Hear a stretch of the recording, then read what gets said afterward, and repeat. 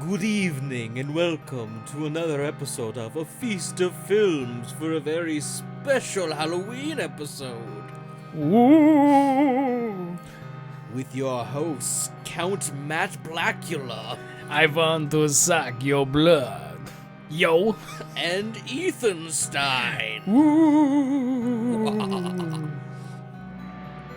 That's right, everybody. This is a very special Halloween episode. We have shuffled our days over totally for Halloween and not any other reasons to do with scheduling or lives or anything like that. Only because Halloween. I am Ethan R. Hill, and with me, as always, is Matt Black. We're here. Oh, sorry, I'm Matt, still that in was the spook opening mode. I'm shtick. still in spook mode. Sorry about that. What's going on, my fellow movie fans? What's up? Here we are to talk about Halloweeny things. To talk about scary movies. Man, I'm so excited. After last week's episode where I was like almost crying, I'm like ready to roll for this. I put on my big boy pants. I'm ready to go. Let's do it. I promise not to scare you as much, Matt. I ain't think afraid I of got no all my scary ghosts. stories out. Yeah, you are. You're terrified of ghosts. No, I'm not. And you know what? On one of the comments here on the last video, Paige was like, I'm going to bring over a Ouija board for the next game night. And Paige, here's my message to you. Don't you goddamn dare. I will throw that board out of my house so quick. And if I'm at someone else's house and that thing comes out, I am gone so fast. I'm not effing around with that. So don't you be bringing that into my house. Don't you do it. And Matt, that's why you would survive all the horror movies. 'Cause Exactly. You just get away from it. Dude, I'm like the one black guy who'd survive every horror movie because I'd be like, no, I'm out of here. Not a chance in hell. I am gone. Like, Man, I don't know why it takes so long to like convince all these people you should leave the house, you should leave the area. It just takes forever. For me, I'd be like, Look, what's taking so long? Like, I'm out of here. Like, I don't need that much encouragement. I'm gone, man. I'm gone. I'll speak. At the risk of speaking for all dumb white people, as a dumb white person, that's exactly why. Because it's like, it's just some pipes. Oh, it's just the wind. It's just like, Yeah, I'm sure. just inherently, yeah. we're just like, oh, what's that dark shadowy figure in the corner of my room? It's just a coat. I don't have any coats in my room. It's just a coat. Shut up. Don't think about it. Maybe it's a horse. We don't know. And that's exactly it. Because I'd be like, yeah, no, bro. Like, a wind did not just, like, rip Jimmy in half. I'm out of here. I'll see you guys later. Y'all have a good night. No, Like, it was that really strong north wind. That's what it was. It just ripped him right in half. Yeah. Yeah, he got caught in a breeze. It happens, man. And I'd be like, you guys gotta be kidding me. Okay, Ethan, here's Cold the fronts. Dude, here's the thing. Next time you make a horror movie, Ethan, you gotta put me in it as like the black guy who actually knows what's going on the whole time. I mean, like, are you guys stupid? Like, people get ripped in half, and y'all just sitting here thinking it's the wind? What's wrong with y'all? That'd be hilarious. That'd be a great spoof role for me. So next time you make a movie, man, let me know. He's writing it down right now. He's writing it down because he's like, no, good idea. Good idea. You're welcome, Ethan. You're welcome. See, dreams my notes, are made my note is on a feast of specifically. film. My note is specifically: don't put Matt in any of your movies if you want them to succeed. Touche. And actually, probably good point. Nobody likes me anyway. Everyone loves you, Matt. That's why they keep coming. They keep coming back for you. That's exactly. That sounds debatable, but either way, we're glad to have you guys here. Excited to be talking about Halloween stuff. As you can tell, we're just overjoyed. I've already had a bunch of coffees, and I'm ready to go. Yeah. Let's do it. I've had a coffee, and that was like halfway through my day. You're falling behind. You're falling behind. Yeah, it's late enough. I don't need more coffee at this point. I need to sleep tonight. Fair enough. But will you be able to sleep? That is easily. It's the question. It's not that hard.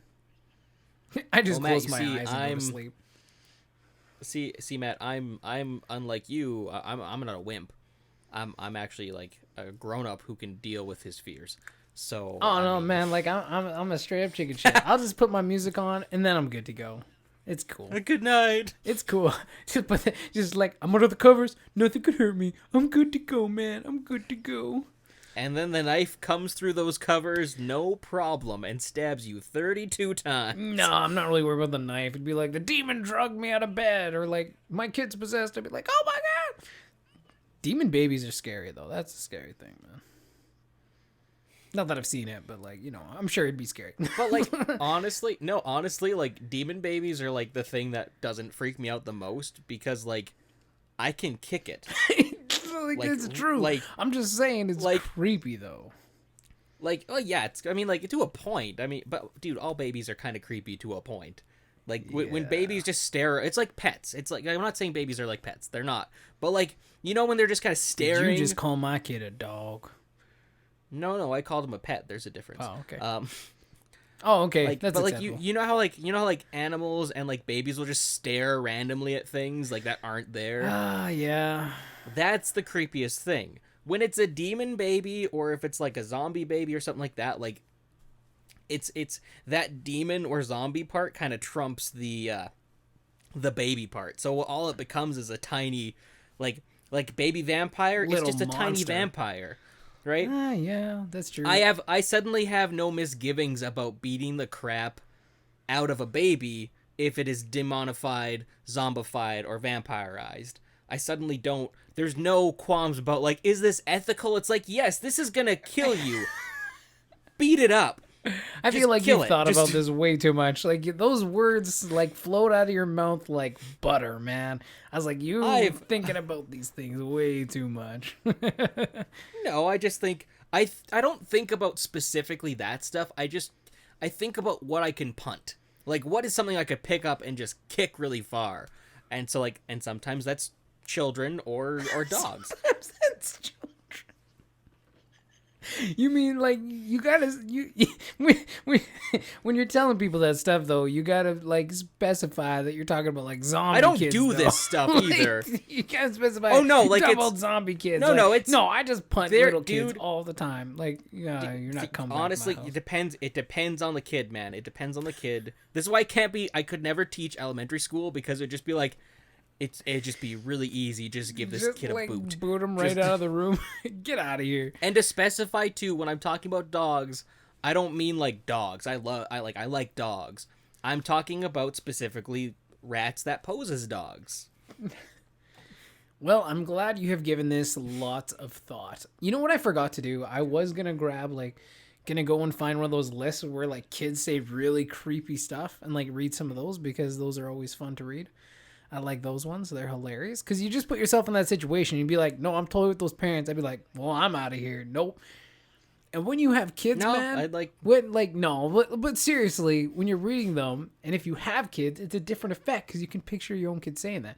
One of the creepiest things, like, my daughter always used to do is, like, you'd wake up in the middle of the night and she'd just be, like, staring at you. And it was like, cool, man. Cool. Like, they just stand by your bed, like, stare at you. She wouldn't do it to me. She'd do it to my wife all the time, though. She'd just be, like, standing there staring at her. And I was like, those types of things, like, weird me out, man. Like, I'm not, like, scared, but it's, like, so, that's, like, a weird thing. It's like, what are you doing? So I guess, like, for me, since I don't have kids, I was on the other side of that, where I was the creepy kid staring at see, bed, and that's when you get to punt your kids. Guys, I had a nightmare. And I get kicked in the face. Yeah, just punted right out. They're like, if I ever wake up and see you staring at me again, God, man. Well, should we get to the movies? I'm just now that we're done talking about punting kids. My main point at the end of the day, and this kind of like, this kind of changes. This kind of transitions us to the topic. Is like, when it comes to monstrified babies, I have no problem beating the crap out of them. And same thing with animals too. I mean, like, it's even less so, because, like, especially in movies, when they monstrify dogs or other animals, they take them in a whole different design direction. Yeah, generally, yeah. Whereas a baby still looks like a baby. But at the end of the day, they're still monsters. They're monsters first, babies second. And I have there's not even a second thought of, like, is this ethical? It's like, no, it's about survival, man. They're always monsters first. Monsters first. The Exactly. second word is just a design decision. That's all it comes down to. 100%. Yeah. And speaking of monsters first, that's our first topic, is monsters. Now, I find Oh, sorry, that was a monster ghost. movies. There you go. Rar. Yeah. Rar. So monster movies, I find, have a very broad term. Like, there's a very broad catch-all for that. Because I agree, what exactly is a monster movie? And, like, years ago in discussions with my friends, we were discussing, like, what is the scariest monster? And I came up with the most pretentious answer out of that, where it's like, technically, it's man. And they were like, boo, that's the dumbest answer I've ever heard. Boo. It's And I'm pretty like, cheap. but when you think about it, all monsters, for the most part, are either, like, for the most part, not all of them, but for the most part, monsters are either man-shaped, used to be men transformed into something else, or are just men in costumes, or, like, again, would you consider serial killers monsters? Some of them, Like, maybe. No, I would consider them like and slashers. they're humans, Slashers, but yeah. but I mean, are they still technically monsters? Like, what constitutes a monster for you? Like, if you had to break down what a monster movie was, or like specifically in context for movies, if you had to Right. break down what a monster movie was, what would you consider a monster movie? That's also like a loaded question in that as well, right? Like, because now, like, that's the hard part about, again, like kind of you were talking about. We talk about monster movies. That's where it gets tough, because like Godzilla is a monster movie, but also The Mummy. You know what I mean? Like totally different things, but yet I would consider both those monster movies. I would assume something that's probably more along the lines of more animalistic than human, if that makes more sense. Like, again, we do refer to people who do terrible things as monsters, but like for me, like slasher type films is slightly different than monster films, if that makes sense. Like slasher, like your Michael Myers, your Jason, your, like, even Freddy Krueger, honestly I'd consider as slasher, even though he's much more supernatural, I guess. But Yeah. but like other things, like if you're talking about like The Mummy, or like even Frankenstein or something, or the Wolfman, like those are the types of things, a little bit more of the classic, I guess, definition of monster for me. But they're still very human based when you look at them, though, because like Dracula's still a man, Wolfman is still a man, Frankenstein's a bunch of men put together, the Mummy is a man. Like, they're all technically still human. Yeah. And then you get to things like Godzilla or the creature from the Black Lagoon, that kind of thing. Like, and that's where I find, like, it's tricky, because it's basically, It's a very wide, it's a wide like, net. Yeah, it's a wide net. It catches Because- a lot of different things. Because it's almost like it's well, because like, are zombies technically monsters? Like, I would feel you like they consider get their zombies own to- class. Like you may slide them under the monster banner, but I feel like zombies are kind of like their own class, and I think you have a lot of subsects of like zombies as well, right? But I feel like you can also do that with vampires and werewolves too, specifically. And like, even Frankenstein would fit under like a mad scientist genre and stuff like that. Yeah, sure, yeah.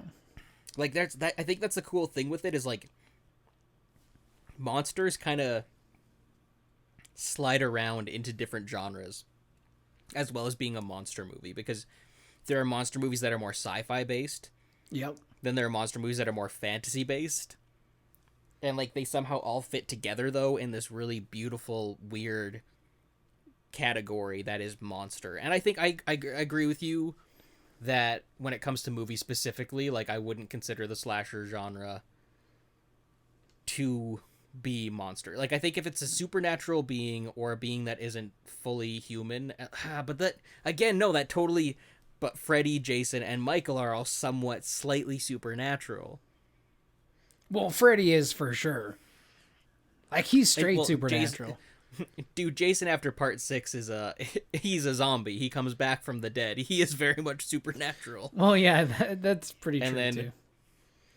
And Michael Myers, it depends on which version you're talking about because Yeah. there's been so many reboots.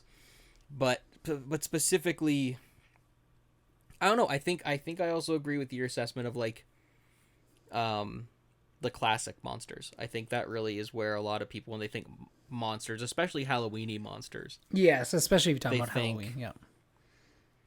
because like I'm trying to think, like you don't really consider Alien or Predator monster movies, but those are horror movies that have non-human creatures in them, That are clearly very monstroserish. but they're not monster movies. Monstroserish. Yeah, no, I agree. Like, Well, like, it actually, is very different. Like, I think monster maybe does define like to say, yeah. I think sci-fi almost takes away the monster element of it. Like a lot of the sci-fi elements, like the space kind of aspect of it. true, but again, like Frankenstein falls under sci-fi more than fantasy. But it wasn't a space one, but that's also when it was written, right? Yeah. Space ideas weren't really a thing. Here's a thought. And here's kind of a change of phrase that maybe will help us narrow down what we're talking about here. Creature feature more than a monster movie. Cuz not all monster movies can be creature features, but all creature features are monster movies. What do you think about that? Does that make more sense? When I say creature features, does that paint more of a picture in your head, or do you think creature feature specifically talks about like the giant monsters? No, I think like creature feature talks more. I think creature feature takes it too far in the other direction. You know what I mean? When we're talking about some of these other guys that are like, it's almost like too human to be considered monsters. I think creature feature almost takes it in the other direction where it's like this too animal. You know what I mean? Like, I think a monster is somewhere in between, So right? it would be things like this in between our humanity and like Okay. the creatures. I think that's what really creates like a true monster. Like, you have that human element, but you also have like the monstrosity, like the animal nature. Because you're talking creature features, one. which I agree. Like, usually the animals that are involved in those films are like like monsters in themselves, but like, I don't know why I keep saying monstroserish. Like, what is wrong with me? I probably drank too many coffees already, but let's just keep moving on here and we'll just avoid that.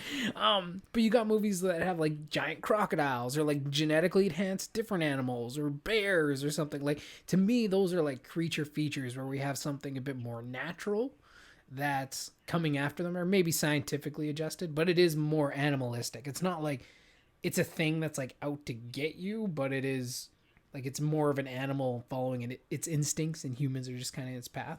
Whereas I feel like monsters, like they do have those human elements, and it's like, yeah, it's coming to get you. You know what I mean? Like, if that makes sense. I don't know if that makes sense, Well, but like, I feel like it's a combination of the two no, sides. I kind of meets in the middle. and I agree with you on that because I like thinking about it too. Though they also like when you think about those kind of movies, there are two different types of monster movies, where it's either the external force, where it's like, oh, I'm afraid of that monster because it's gonna step on me. Yeah. Or there's the internal threat where it's, I'm afraid of this monster because I could become this monster. Like when I watch get what you're Godzilla, saying, I'm yeah. not worried about turning into Godzilla. I'm not worried about turning into Gamera. I'm not worried about turning into those giant Japanese kaiju. I'm worried about getting crushed by them. But when I think about vampires, werewolves, anything like that, I'm more worried about like, oh, that could be me.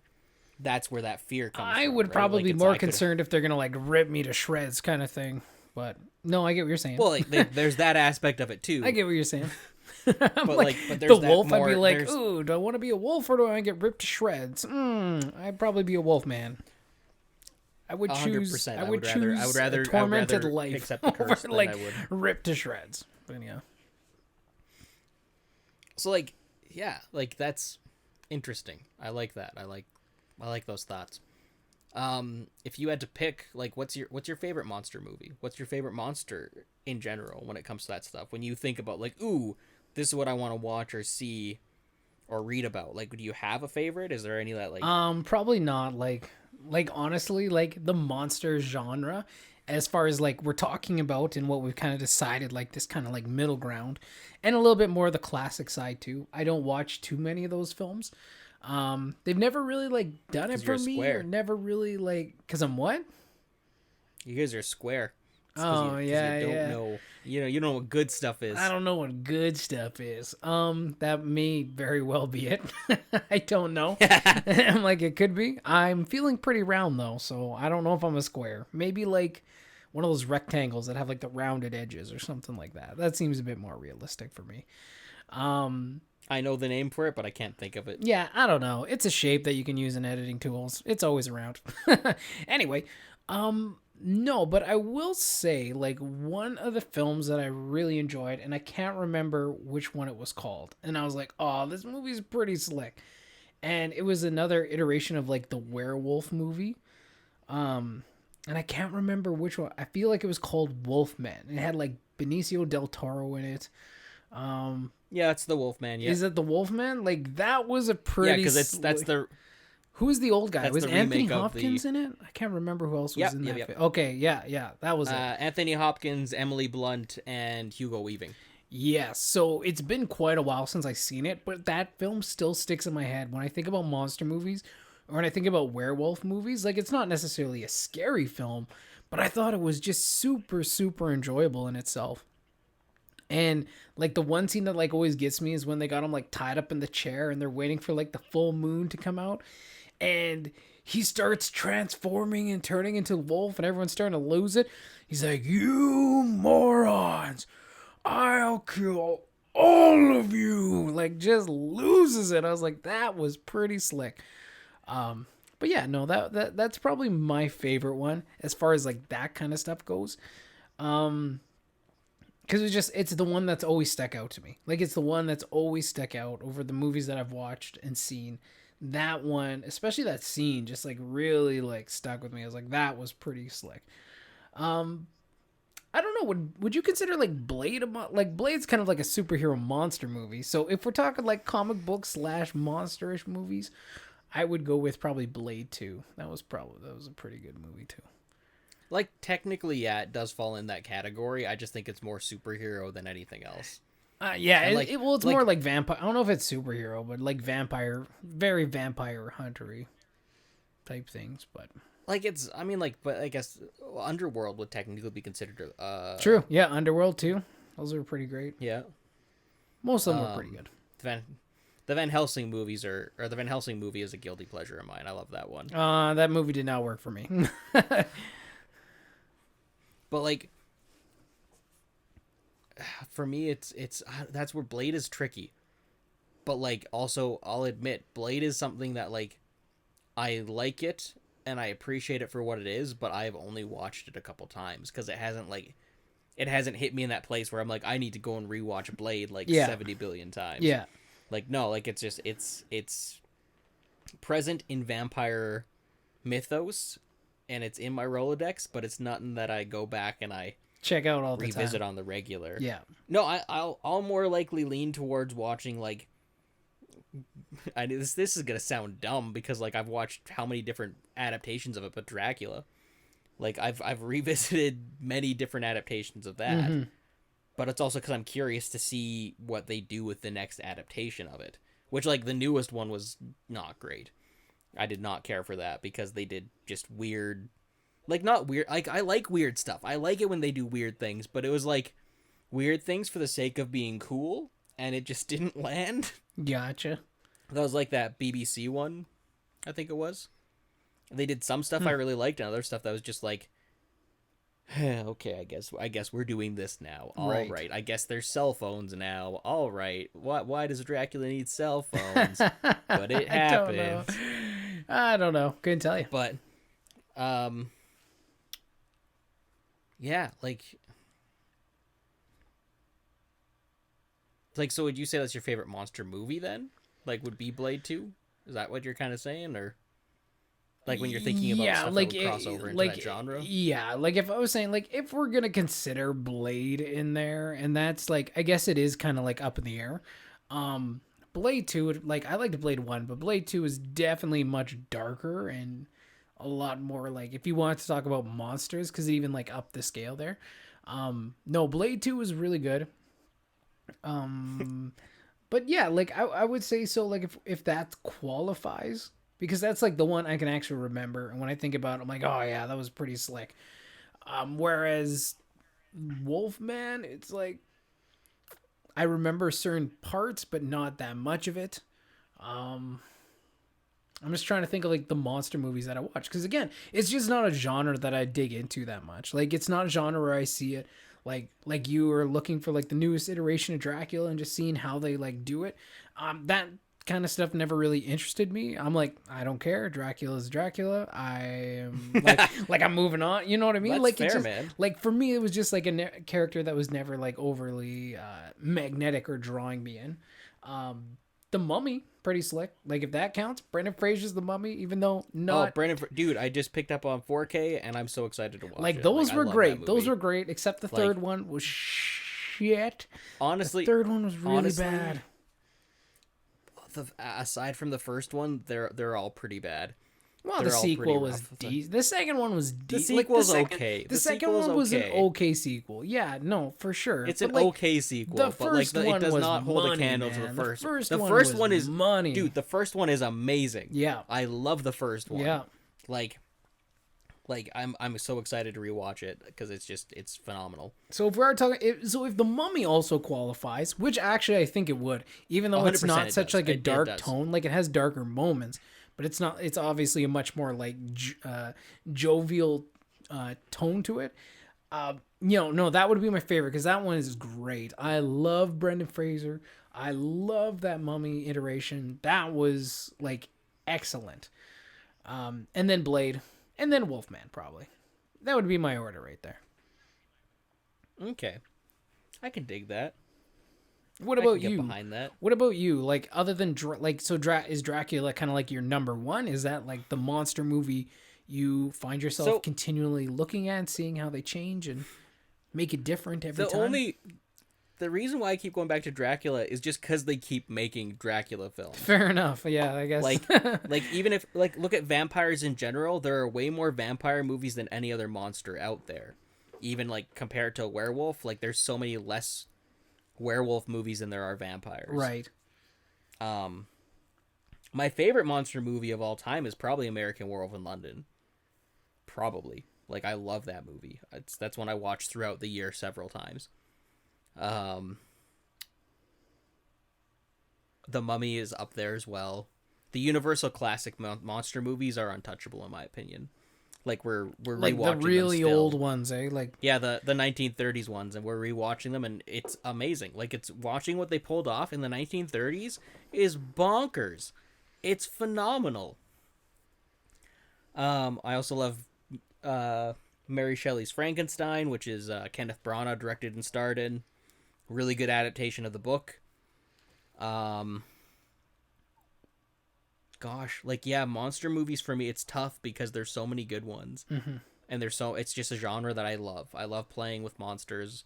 I love playing that, like, even with writing, I love adding monsters in because it's something fun to do. It's something fun to interact with. Right. But if I had to pick one, it would be American Werewolf in London. That's one that 100% that would be my favorite.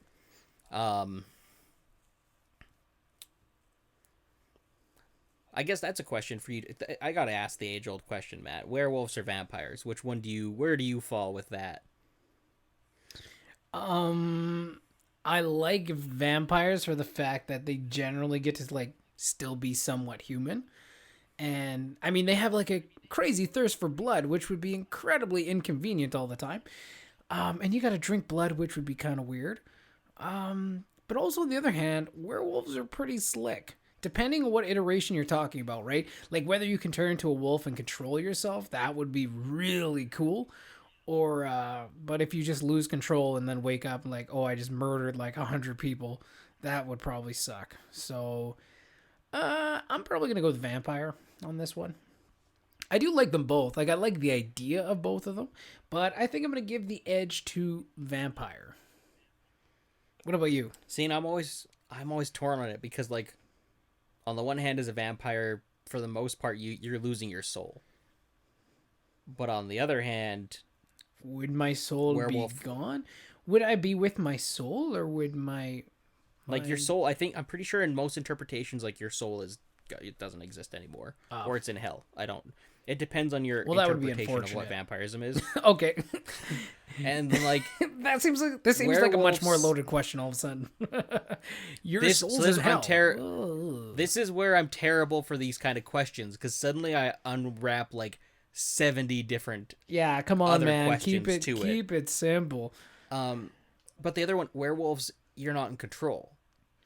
But you But could aren't control some it like? easier. Does it depend on the iteration? I feel like some. Yeah, werewolves... it also depends on interpretation too, Yeah. right? Which is opening a whole other can of worms. But at the end of the day, like, which one grants me a longer life? And what can I do more with? I feel like I could do more. Here's the thing: if werewolfism elongates my life, Yeah. that's cool, because I can still do everything else that I do for most of the month, during the day, going where I want to, all that kind of stuff, and it's no problem. And I just got to lock myself up for 1 to 3 nights a month, Right. only in the nights. So that's not bad. Whereas being a vampire, I can't go out in the day. I can only go out at night. I have to constantly feed on people. Run the risk of being one of those sparkly vampires. Like, it's not. Not the risk of being sparkly. God, please don't make me a sparkly vampire. If my life was like how it was in What We Do in the Shadows, then I'd be totally down to be a vampire. I'd be like, this seems cool. Okay. Man, and I had my buddies over I'm there. It'd be slick. I'm so salty at myself right now for that, because I thought I bought that movie. Like, And what, I you thought didn't? I bought it, and I didn't. And I went to go watch it, and it's not there. It's not in my collection, and I'm like, I'm pretty sure it's on Netflix. oh, Or it was. yeah, but I want to. It's one I want to own, because it's so good, and I gotta watch the show at some point. I love that one. Yes, if that's kind of what we were talking about, obviously vampire. Yeah, I still give the edge to vampire. Like, I think just in general, like, I would like vampires better. I like the idea of them.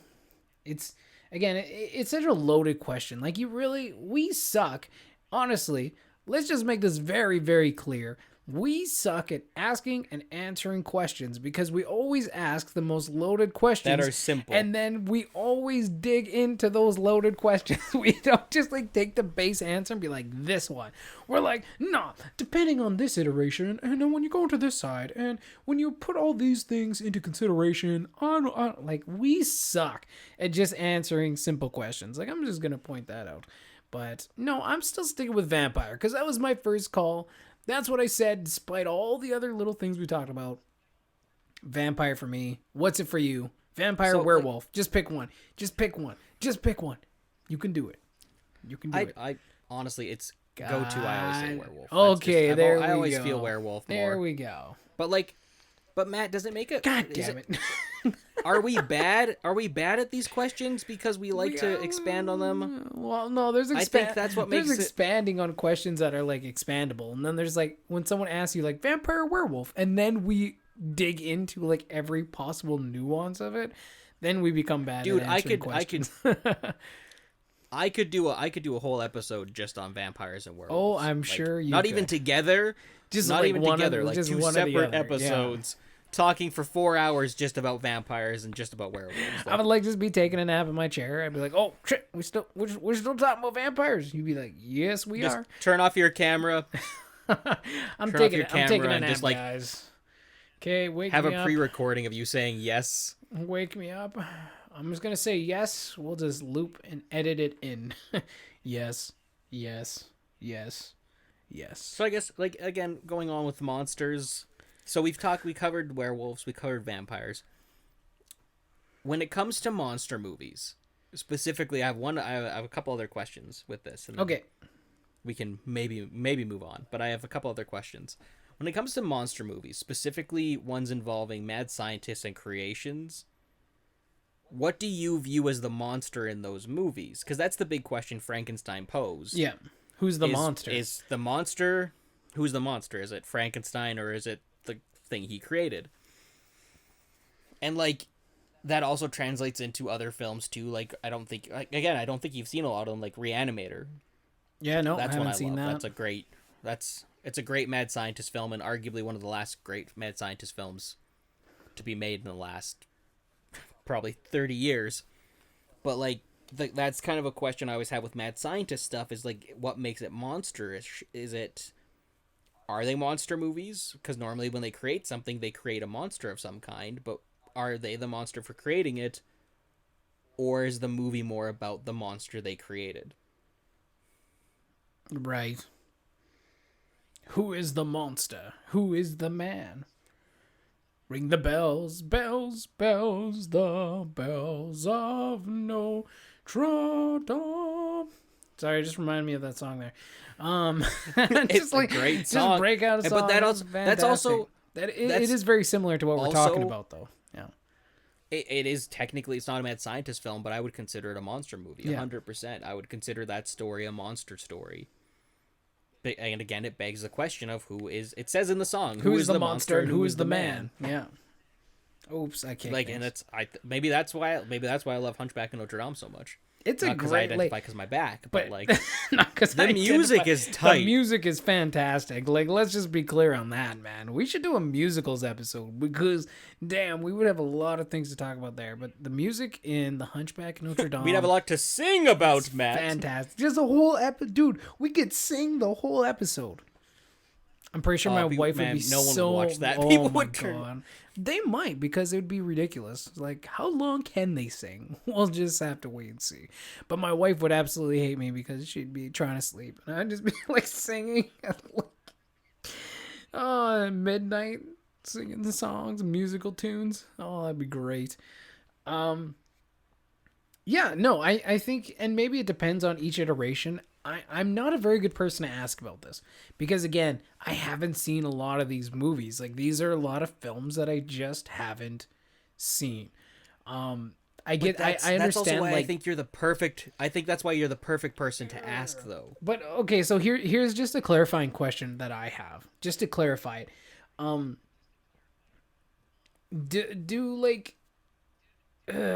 See, like, because for me, like, I haven't seen these films, so. My wonder is, do the mad scientists act like monsters, or are they like pretty chill, or does it depend on the iteration? Like, or what's their motivation behind creating said monster? Like, is it just mad science? Like, is that all it boils down to? Like, let's see what I can create, or is there a purpose and a reason behind it? Most of the times, the themes come down to definitely more of a god complex. Like, right. needing to be God. Like, that's very prevalent in Frankenstein. A lot of it's about defeating death, right? Which is a very godlike thing. And I think it's a very human thing, right? It's a very human thing to try and achieve godhood. Like, that's I think always just been in humans' nature, right? Because it's if we're not in control, then suddenly we panic. Yeah. We are control freaks by nature. So inherently, yes, a lot of times they are technically, their motivations may start out as good. Yeah. But then they get lost. And then there's other ones that just have completely malevolent? Yeah. Benevolent and malevolent, right? Yeah. Malevolent is the bad one. Yeah, they have those kind of motivations. And I think it depends on how they, like, what lengths are they willing to go to to do this? Like Frankenstein was a grave robber. So is that monstrous behavior? Or would be, like, would killing people to get the body parts, would that have been more monstrous? Yeah, I would say. Right? Probably, yeah. Okay, like again, like it is a little difficult just because I don't know like the context of what's going on, because that's probably how I would judge in general. I think for example, like obviously I'll just go with the straight one, Bells of Notre Dame. Obviously we all know Frollo is the monster, you know what I mean, and like Quasimodo is the man. Like very simple. Frollo is a freak, man. That guy's he's a freak, and he is like literally the worst. And if any of these scientists are like him, they are clearly the monster. But then also going into it a little bit deeper, they, again, now seeing these movies, they created these monstrosities out of their own, like it came out of their own pride or their own drive or their own their own faults, like as human beings trying to reach further beyond what they're meant to reach. Here's a question, because I don't know whatever happens to the monsters. Do the scientists like end up killing them, or does like the village people end up killing them? Yeah, the village people end up dancing on, singing YMCA, and they decide to kill all these monsters. That seems very odd. I know what you're talking about, though. I get the reference. That seems was odd. funny. That's a weird scene. That was funny. Come I on. didn't realize that song was around in the 1930s. It depends. Like most of the time, the scientists, some of them are like, "No, leave my creation alone," and other times they're like, "No, they realize what they've done," and they like it depends on the story. But for me, I think at the end of the day, like, I think, honestly, like, this is going to be the cop-out answer on my end. I know you haven't even answered the question, but, like, my cop-out answer is it's both. When it comes to a monster movie, I think you're very rarely just dealing with one monster. One monster becomes the selling feature 100% because if you just slapped the mad scientist on your poster, like, yeah. Although, like that's actually what Reanimator is like it's slapped on with, like, that's the mad scientist. Yeah. But, like, as weird, like, it's, yeah, like, I think that's my answer, and I'm sorry, I asked you a question, and I'm just answering it for myself. No, that's good. There's the marketable monster. Yeah. That is a monster in the movie, but there's also the other monsters. You're always going to be dealing with more than one. Actually, aside from, like, then when you're dealing with kaiju films, most people want more than one monster in a kaiju film because, like, let's be honest, do you ever watch the Godzilla, like, the newer Godzilla movies? I know you've seen, right? Yeah. Minus like the newest. Okay, so I saw Godzilla and King Kong. I haven't seen Godzilla King of the Monsters because I heard the movie itself wasn't, like, overly great, and I just haven't had time to go see it yet. Or, like, I liked it quite a bit. My only complaint is there was 20% less monster fights than I wanted. And that's kind of what most people said too. And it wasn't necessarily like, to be fair though, most people be like, I still wanted more monster fights. We always want more. I would agree. If it was 100% monster fight, I'd still say there wasn't enough monster fight. But a lot of the complaints was like the editing. Like as soon as the fight would like get going, they're like, and back to the humans. It's like, what? You know? See, I felt the editing in this one was better than in the first Godzilla movie. One? Yeah. Yeah. But oh crap, I forgot. Okay, so there's another monster movie that I'm totally forgetting about that I haven't mentioned, and that's King Kong. And personally, I love the King Kong movies. That's like, no, those are pretty great. Love King Kong. Yeah. I love the classic. I love the Peter Jackson remake. I loved Kong Skull Island. That was amazing. It's actually like, as far as like renditions and like recreations and reimaginations, oh my god, I can't even talk today. I don't even know why I'm doing a podcast. Why am I doing this here? Because I'm paying you, man. Because you are paying me too much, my friend. You're paying me too much. I'm paying you in friendship, Matt. It is too much. But actually, no, those have actually been, I would say, over all the different iterations, they have been pretty consistent at being a pretty decent quality. Like, some are pretty high, some are pretty low. Like, when you think of, like, all these different monsters and the different iterations that come out, King Kong has been pretty solid through its history. Like, it's never, honestly, like, been, like, King super gangbusters, but, like, it's been pretty solid. The worst King Kong movie I've seen for enjoyment level was actually the 76 one. I think it was 76. I don't know. It's one that came out in the 70s or the 80s. I don't remember. But, like, and it's not bad. It's just a little slow at points. And then King Kong vs. Godzilla is ridiculous and hilarious because it's very dated, but it's kind of fun. Yeah. But again, most people, like, for me growing up, I always watched those films and I watched for the two monsters fighting. I could care less about the humans, what they were doing. Right. I just want to see those movies fight, or those monsters fight. So I think, to go back to the original point, like, I think at the end of the day, even in King Kong, it's two monsters, because it's the people who take Kong to New York. They're monsters, obviously, but also he's eating them, so he's a monster. He's eating them. He's an animal. But for me, at the end of the day, though, I think it's, you're always going to be dealing with two monsters in the monster movies, metaphorical or literal. And I think that's what I love about it. Like, I think that's when it comes to mad science. I think I would say for the most part, yeah. you're probably pretty spot on with that assessment. Um, the one Well, other, actually, go ahead. a really good example too is like, I'm gonna probably butcher the name of this episode, but there's an episode of The Twilight Zone which is phenomenal called I think it's The Monster of Maple Street. Okay. I want to say that's the right one. I'm gonna do a quick Google search because I don't want to be wrong here and get definitely murdered by all the Twilight Zone fans that totally listen to our podcast.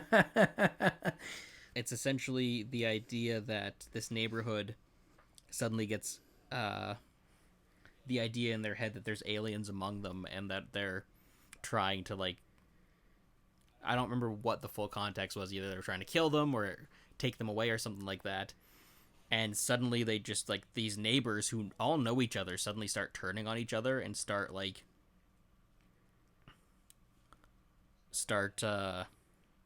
actually, I didn't actually even say the episode name, so I'm gonna go back. I'm gonna redo this part. Okay. So we're gonna hop back, Prosser. You're gonna edit this, and I'm gonna say, so yeah. So the episode is called "The Monsters Are Due on Maple Street," and the premise of that episode is that the neighbors that all know each other get it in their heads that there is an alien among them, and then they start basically turning on each other and almost, I think since it's TV in the 60s, I think they almost kill someone. They don't actually kill someone. Okay. But things just go crazy and they just all become monsters in their own right, trying to find this alien. And basically at the very end it's revealed that there were aliens watching them and they were manipulating the situation to see how humans would react. Yeah. But I think that is an excellent episode, and that's an excellent story about how monsters can be anywhere, including, like, you know, inside yourself, or could be your neighbor. It just might not be a monster as in someone who looks different than you or who is different than you. Right? Like, that's why I like the idea, the concept of monster movies being a broad net, because you can cover so much ground. You can cover and touch on so many different topics and themes just within the genre of being a monster movie. Mm-hmm. And that's probably why it's one of my favorite genres. Like, I absolutely love it. Yeah, no, I would totally agree with you. I think you are right on, like, you're right on the point there. I think, yeah, you have, like, the monster that it looks different than us or acts different than us or was created artificially, but then you also have the monster that's within each one of us. And you are right now, like when I think about those types of movies, both of those monsters do come to the surface, and that is kind of the drawing interest and what gives those films a bit more depth, right? Like, because if you only just had the monster, now you just have like a classic, like, you know, standard monster eating people flick or something, right? Yeah. But when you have it, when you're digging into the character's actual inner journey and their character arc and their story, but it's one where they go from being a normal person or, like, you know, someone you actually can maybe relate with, and instead of having like a positive change, they go through a negative change and they become the monster at the end of the film. Like, they are the monster. Like, it's not the monster who's the monster, it's them. There was one film, now that we're talking about it, that popped back into my head that I watched quite a while ago, and it was so weird that I know exactly why I completely forgot it and probably blocked it from my memory. Have you seen Slice? Slice or Splice? Oh, it might have been Splice. I haven't. It's the Adrian Brody one, right? Yeah, Adrian Brody. Yeah, and I can't remember. Prosser wants me to watch it. It's like, okay, so it's right up the mad scientist alley. Like, it is exactly that. It's just not, like, you know, Frankenstein. I've heard about it. I've read up on it. I know the things that happen in it. Yeah, the things that happen. Yeah. And, like, so now that when you talk about that movie pops in my head, I'm like, yeah, if most creation or type monster, like, mad scientist type films, like, if that's kind of how they play out, then I would agree with you. The monster is both. And it's not necessarily the monster's fault. Actually, you know what? I'm going to, like, counter that and just say the monster is the scientist. And because it's what we're calling the monster is just simply a creature that's different, and it wasn't their fault they were created. They were just created, like they just are who they are. So are they necessarily a monster? I don't know. I don't know, but I would say the scientist is probably more the monster, if anything. And the monster is just the definition we give this creature that they created. But the scientist is the monster. And that's just based off that one film, because that film was messed up. There was some weird shit in Splice. Real weird, real, like, not creepy, like, this is scary. Like, there was some, like, disturbing, weird things. Why someone thought that up, I don't know. Yeah, that part. Yeah. Ethan knows what I'm talking about. And if you've seen this movie, you know what I'm talking about. But, like, I don't know. Pretty much he bangs his, like, little science project, which is, like, the weirdest. It was such a strange film. Anyway, no, for sure. Like, thinking about that film, I'm with you, man. I'm thinking the scientist is the monster. Actually, I guess I'm not with you. Well, I'm with me. There's another film that popped into my head, or a series of films, but, like, one that handles it the best. And, like, it's the same story. It's been translated so many times, but it's I Am Legend. Okay, yeah. And I'm not talking about I Am Legend. Like, so I Am Legend was the short story, and then it got turned into a film with Vincent Price called Last Man on Earth, which is the most faithful adaptation and probably the clearest one. Then there's one with Charlton Heston called Omega Man, which is the biggest trip in the world, and you don't need to see it, but, like, it's ridiculous. Okay. And then there's Will Smith's I Am Legend, which, while retaining that name, kind of lost the main story and the meaning of I Am Legend in it. And the idea with I Am Legend is basically, so you have the Vincent Price, Charlton Heston, or Will Smith character being the last person on Earth. Yeah. Because they're being hunted by this. They feel like they're being hunted and attacked by these monsters every single night. Right. Whereas they've been going out and they've been killing these creatures during the day. And the whole cool thing with that story, spoilers ahead, the cool thing with that story is what it actually is. By the end of it, he realizes, to him, yeah, they are the monsters, but to them, he's the monster because he's the one killing them. Going out and killing them, and yeah. He's the one, and that's where the name comes from, of the story, is that those creatures are telling stories about him. He's the legend. Yeah. Right? And that's where it's I Am Legend, right? And I want to say they tackled that in the Vincent Price one. I have to rewatch it. It's been years. Where he realizes, oh wait, I'm just as much of a monster to them as they are to me. Omega Man, they went this weird route where there's Jesus metaphor with, I don't know why, but at the very end, like, spoilers again, I'm really sorry, I'm spoiling a lot of things, but it's a discussion about movies. Watch At the very end of Omega Man, Charlton Heston dies, but he dies, and the way his body lands is, like, in a cross pose, like, his legs are together, and his arms are spread out like this, and he's bleeding from his hands, and it's like, why, Charlie, why? Why the Jesus pose? Yeah. What are you trying to say? And then, firstly, I feel like, because they went so animalistic with the designs for I Am Legend, I feel like that part of the story was really missed. Right? Like, it was really missed out on, at least from what I remember. Like, I think it's a good movie until that ending, and then it just kind of, like, falls apart. Yeah, You're not quite sure. I don't really remember the ending of that film at all. No. And that's, well, there's two endings, and, like, I don't know. To me, the problem with it is, as soon as you make him not the last person on Earth, it defeats the whole story and defeats the stakes, because it's, again, like, it draws a line in the sand where it's basically, as opposed to being, like, the idea of, well, maybe humans have evolved and that's kind of where humans are now. Yeah. And he's kind of a remnant of the past. They've made it where it's like, no, these are clearly the evil creatures, because look at them, they're scary looking, and there are humans who look normal, therefore we are normal. And it just kind of, it defeats and destroys that entire point of that story, which was that the normal looking one to us is still the monster. We could be the monsters, as opposed to things that look slightly different than us. Yeah. And that's where I feel like they really missed the mark with the new one. But I love that story too, because again, takes the narrative and kind of turns it on its head. And I think that's cool. I think that's great. Cool, man. Yeah, no.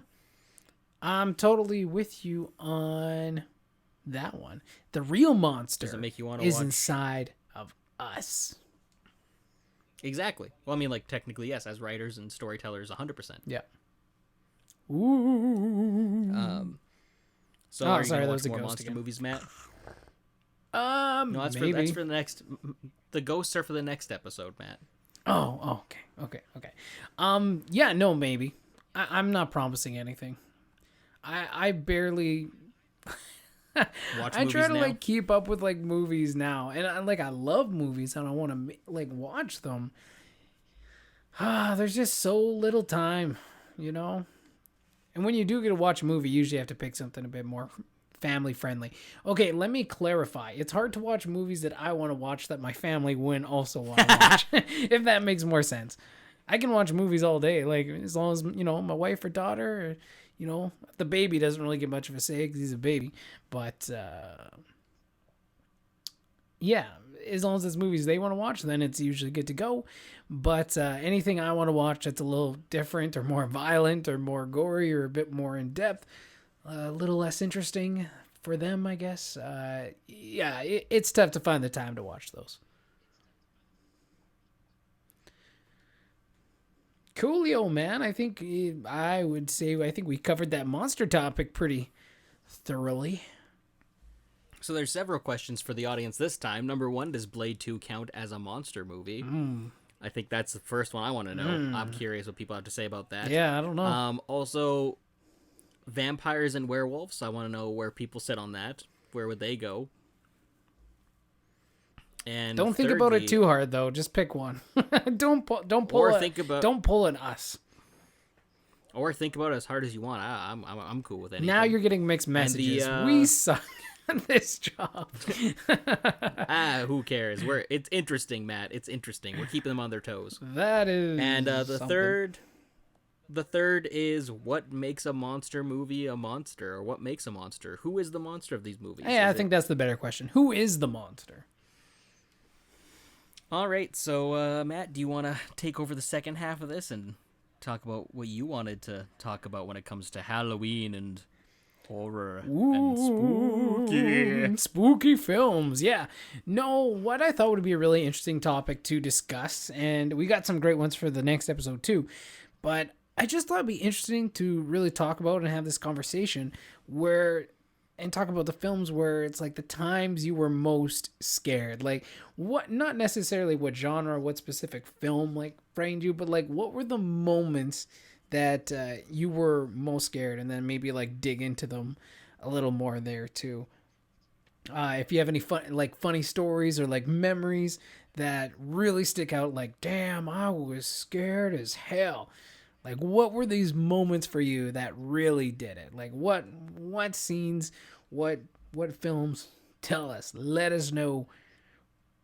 What times are you most scared watching I can think of 4 off the top of my head. Cool, let's rock and roll. I'm trying to think of the order in which they happened, though. Oh, no, I can give you a whole history. Like, are you sure you want to open up this can of worms? Let's open it up, man. Let's open up. I'm really interested. Even in horror movies. Yeah, I'm real interested. So this is gonna start as far back as me being 5 years old. Yeah. And we were in our music class in kindergarten, and our lovely music teacher it was Halloween season, and he showed us. Do you remember those eyewitness videos? Vaguely. Like, there was the books Eyewitness. Yeah, I remember the books. Eyewitness.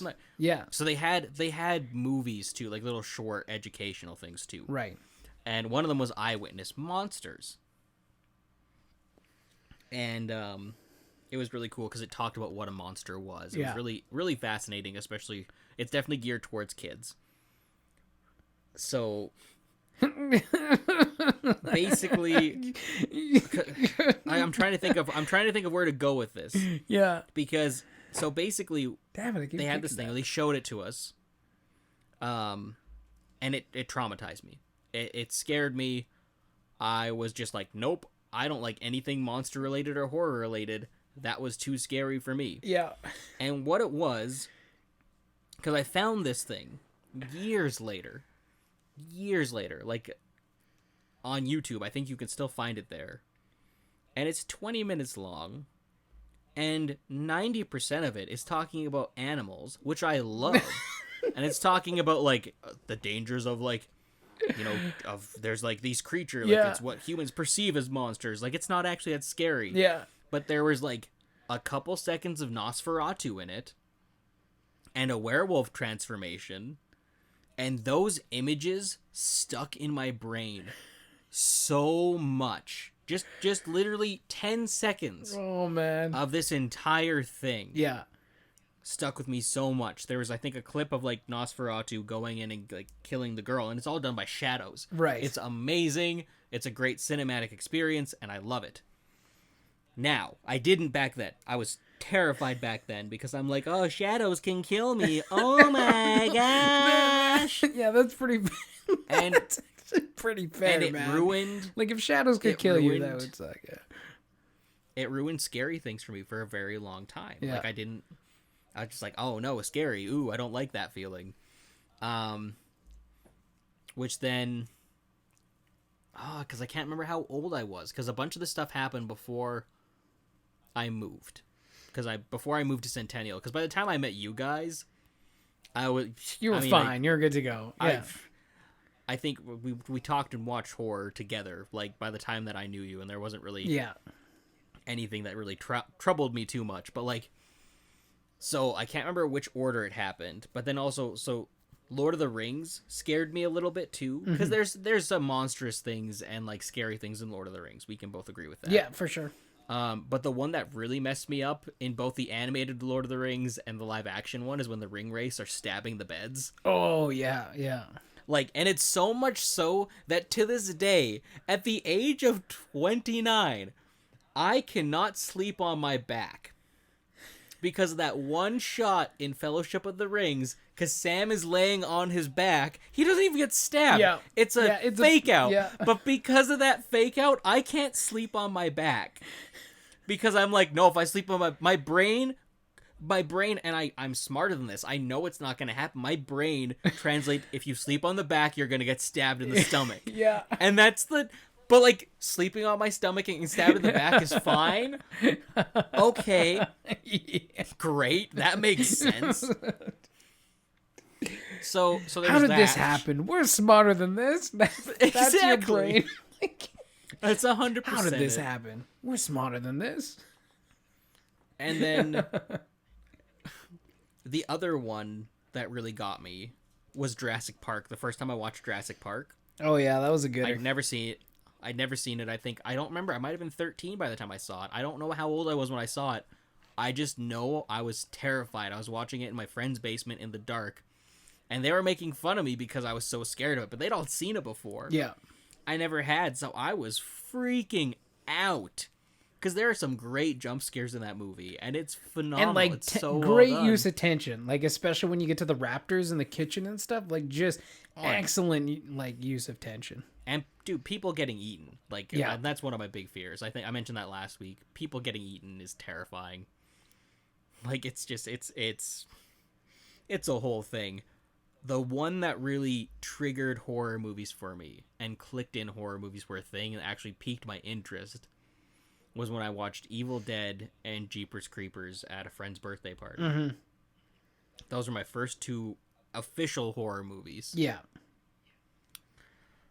And I don't know what it was about them that scared me other than the images that stuck with me, like, for years afterwards. And I've seen both movies since, and, like, they don't scare me as much, obviously, but, like, they were horrific. Again, I was 12. I had zero context for what horror movies were. Yeah.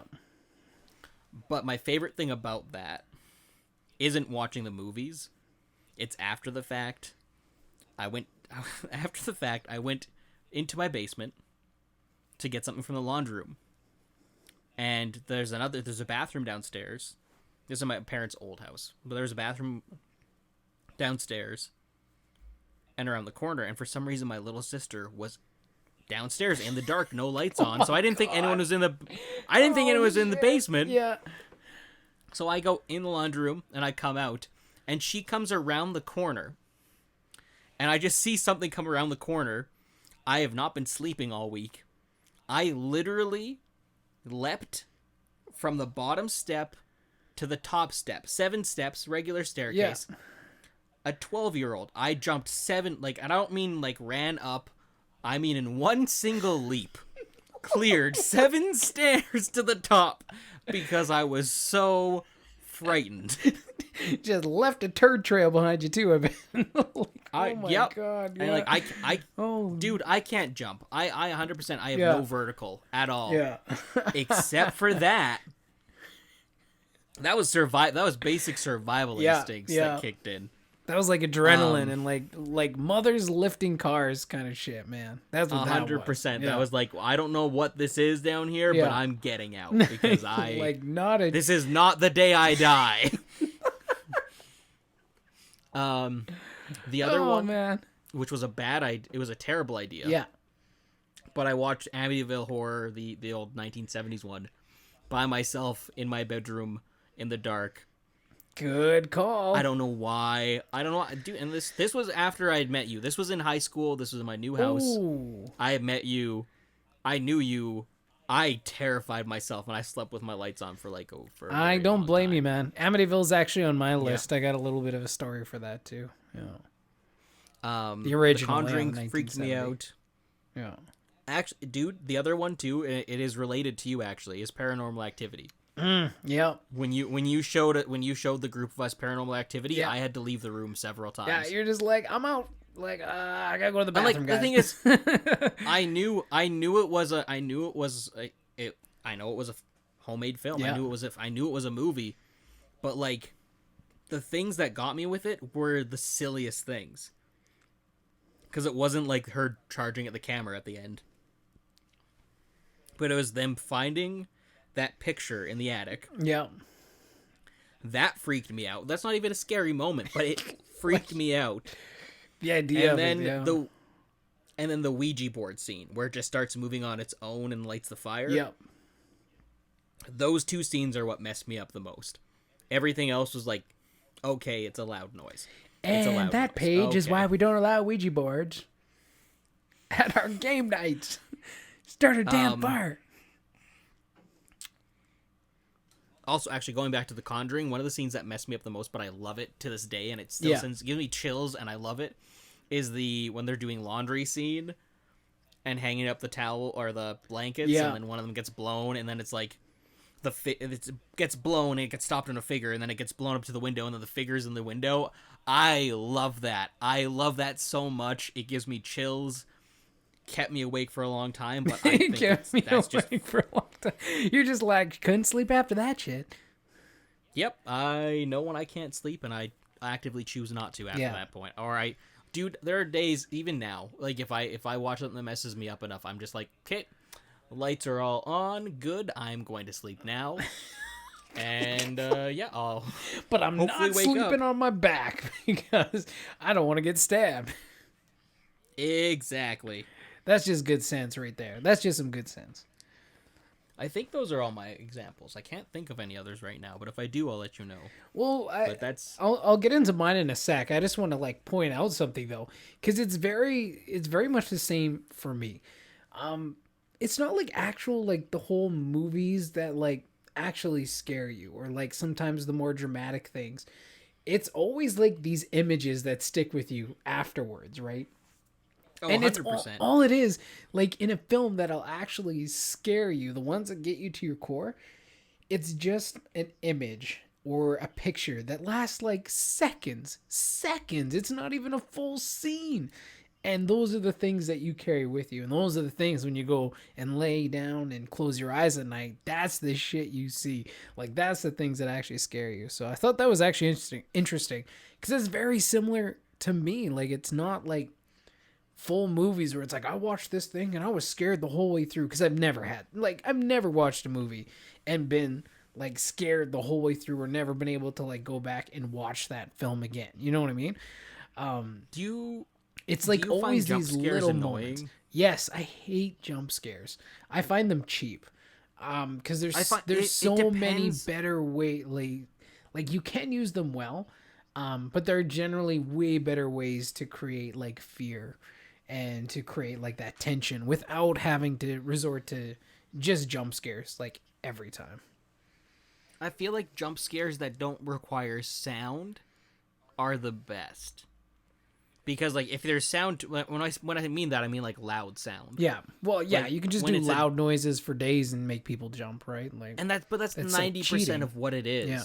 And I hate it. But like actual good jump scares are the ones that are like if it's just an image, Yeah. right? Sure. Like Exorcist. I just rewatched Exorcist and I freaking love that movie. But we'll talk about that more probably next week. Yeah. Or Next episode. next Friday, next episode. Yeah. The whole timeline thing is messing me up, man. But like, I don't. I there are movies where I've actually gone in and people think I'm extra scared. But in movie theaters, when I watch a horror movie, a lot of times I will cover my ears. And it's not because, and people are like, oh, it's because you're scared. And I'm like, no, it's because I don't want to jump during a stupid loud jump scare noise. Yeah. I want to enjoy the story for what it is. And like, I think Blair Witch, that's how I watched not the original one, but like when they did the follow up to it recently. I don't think I watched that one. It's one I just had a feeling was gonna be full of loud noises. Yeah. So most of the time I was just like, and Yeah. I'm pretty sure you can watch me when I watch these movies, Yeah. and you can tell when I can, because you can sense when there's a jump scare coming now. Yeah.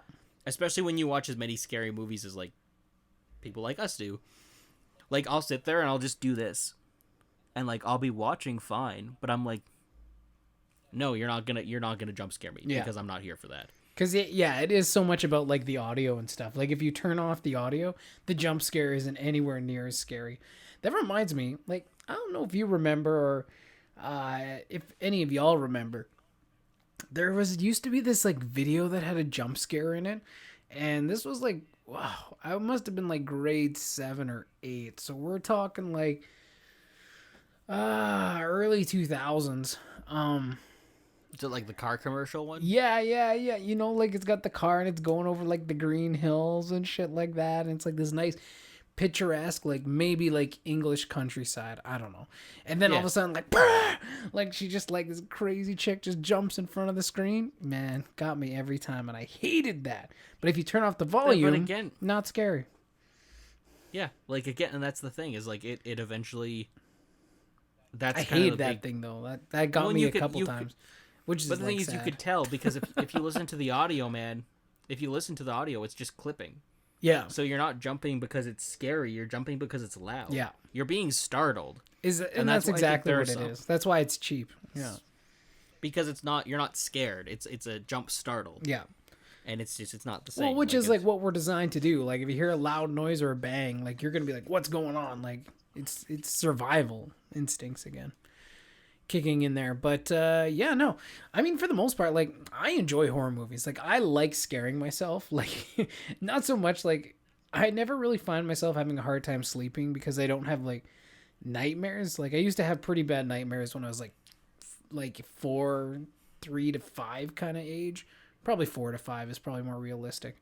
I'm an adult. I don't have nightmares. Ooh, look at me. No, it's not that. But like I used to have terrible nightmares when I was like really young, like terrible. See, and I I feel didn't like have I kind terrible of grew nightmares out of them. until I turned 20, and that's when I started having my terrible Oh, nightmares. well, that sucks because I tell you, they're much better in the past than they are when you're older. Dude, I still like literally like 3 nights ago. Yeah. I had a nightmare, and I woke up. I went to bed. Woke up an hour later, sweating from it was a really stupid nightmare. Like I was setting up a display in a grocery store that wasn't anything. Like it was like a movie display in the dairy section of a grocery store. Yeah. That does sound makes no terrifying. But it wasn't even that. It's as I was doing that, I was getting stalked by a shadowy figure. Oh, nice. But Fun. like, and it terrified me. It woke me up. And I'm like, okay, well, as long as when I go back to sleep, I don't end up in the same nightmare or a worse one. Yeah. And I ended up in a worse one. Oh, well, I jeez. had a terrible sleep, but I slept through the whole night. Yeah. but it was awful. You're exhausted. Yeah, it was a And terrible sleep. I don't remember what it was. I just remember it was worse than the first thing. So like, there's that. Yeah. But like, I've been since I turned 20. So it's been a rough 9 years. That is pretty rough. Like, apparently it's related to stress. So like, that's what it is. Yeah. So like, once I become a billionaire, then you'll be fine. Then it's all good. Then it's all good. Yeah, no, it's definitely like, I don't really have like I don't know, maybe I have like the odd like tense dream, but like nothing that ever really like, yeah, nothing I would call a nightmare per se. When I was a kid though, when I was like 4, maybe 5, we used to live in this other house, not the one like that I went to like school in and grew up in. But we rented this other house before when I was like 4. And I used to have this dream. Okay, you know that red plane. So think back to like Saskatoon. So this is for the Saskatoonians. If you're not in Saskatoon, you're not gonna get this. But by the airport, there's that red plane on red Avenue plane C over by like J&H it's that, builders like, and stuff like that. Yeah, it's that really weird. Like you can get to that red plane by like 3 different roads. Yeah, and you never end up taking all 3. I know exactly which plane you're talking about. Yeah, exactly. It's just a random jet in the middle of the city. Yeah, it is. Like, or not even the middle of the city. It's a just like weird random north like corner statue on like whatever Avenue C. I don't remember if it's for a business or something, but like on the side of it like is a helmet, like it's like a knight's helmet. But I guess like for me it always looked like a fist or something that had like smoke coming out of it. It was like really weird. Okay, so anyway, that's just like the basis of it, because I used to live in the North End when I was like 4 or 5. Like we were living in the North End, and I always had this dream, and this happened like every single night, like without like, don't get to skip a night, man. Every single night, like no matter what, I'd be sleeping and I would hear like a knock at the window, and I would look, and it was like a red plane, but it was like had like teeth. It was like drooling, and it was like had like evil eyes, and like it was just glowing red outside, and it was just knocking and like trying to like bash its way inside, right? And like I would like lose my shit.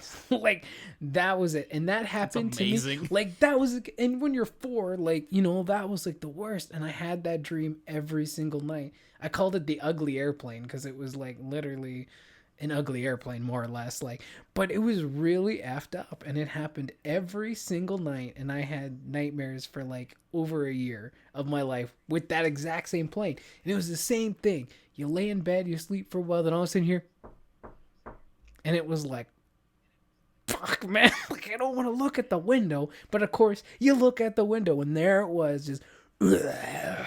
It was kind of like Venom, but like obviously Venom wasn't a thing back then, but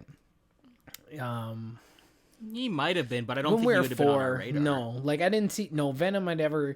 He might have been comic book thing, but like this is like before those animated morning Spider-Man things, or at least before I would have watched them in the morning, because they came out in 94. Yeah, this would have been so like 9. Yeah, this would have been when you were 4. That would have been 95. Yeah, there's a chance that you might have seen we an didn't, episode. No, or 2 we didn't or watch something. those in the morning yet. Not till we got to like the other house or whatever. So well, fine. I'm just trying to give you some kind of explanation. I know. I just remember. You could have seen a toy. Like the thing is, it's so weird with dreams because you could have just seen maybe a toy. Well, and no, you're like, but that scares me. It all just came from that stupid plane, Rat. Like it was all amazing. based off that stupid plane, and for no reason whatsoever. But like my brain just interpreted that as this like demonic creature that was always trying to get into my house, and it always just knocked at my window. Like, oh man, that was creepy. I couldn't look out windows for like a long time. And then when we moved into the other house, I had a dream where it was the first night we were there. It was at my new like house, and I was like, "You motherfucker!" And I like broke out of the window and like beat the shit out of it, and then it's never come back. Never had another nightmare. Very like, it was just strange times, man. Being a kid is super weird. I had a similar, not dream, but like a similar experience to the dream, except for I don't remember how I got rid of it. Yeah. But it was one like specifically for me where like it was always about a witch coming into our house during Halloween Yeah. and turning my family and friends into stone. Oh, that would be unfortunate. It was terrible. And I'd go and hide in the bathroom, Yeah. and then I'd wake up. Just as I was going to get turned into stone, that's when I would wake up. And that was with me for like a few years. Yeah. And I have no idea where it went, how it went away. It just eventually did. And I don't have quite the triumphant story that you have, Matt. Well, man, I literally had to fight the thing. And again, like it's a kid's dream.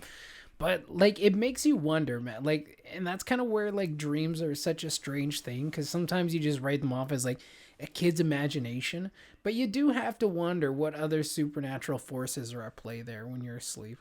Like there's definitely probably things that are knocking at your like, you know, your window or your door, like on that kind of level too, right? Because sleep is like a whole different, like it's a whole weird thing. So sometimes it's psychological, sometimes I definitely have to wonder if that was something, not something more than it was. But after that dream, I couldn't watch horror movies for like a while, because obviously, like if driving by a plane scares the shit out of you that much that this like it manifests into this, you know, demonic creature, well then you probably shouldn't be watching horror movies. It was probably when I was at the age of now, so skipping ahead a couple of years, the age of like 7 or something. It was like 6 or 7, so it was like maybe 2 years.